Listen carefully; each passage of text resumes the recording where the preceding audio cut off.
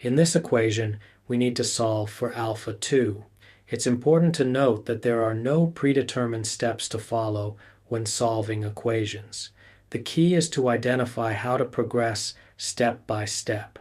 Before solving, let's first understand what sin with alpha and a subscript inside parentheses represents.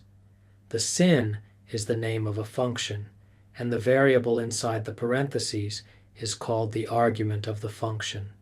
There is no multiplication between sin and its argument. Our task is to determine how to isolate the argument of the function. Since the variable to be solved is in the denominator, we need to remove it from there. To do so, we use the inverse operation of division, which is multiplication.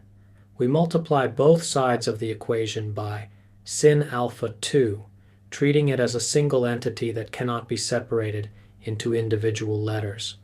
This cancels out sin alpha 2 from the left-hand side, leaving only a coefficient of 1, which does not need to be written. Next, we multiply by v2 to cancel out the denominator on the right-hand side. This also leaves a coefficient of 1, which again does not need to be written.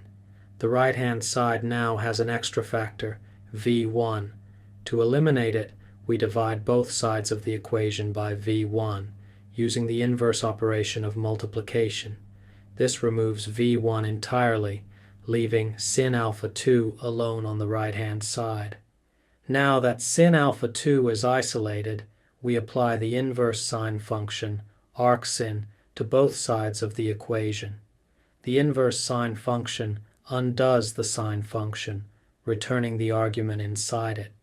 As a result, the right-hand side simplifies to alpha squared, which is the argument of the function. This gives us alpha 2 on the right-hand side. Finally, we can rearrange the equation so that alpha squared is on the left-hand side, completing the solution. It's worth noting that arcsin, displayed as sin to the power of -1 on calculators, represents the inverse sin function. The -1 is not an exponent, but a notation indicating the inverse function.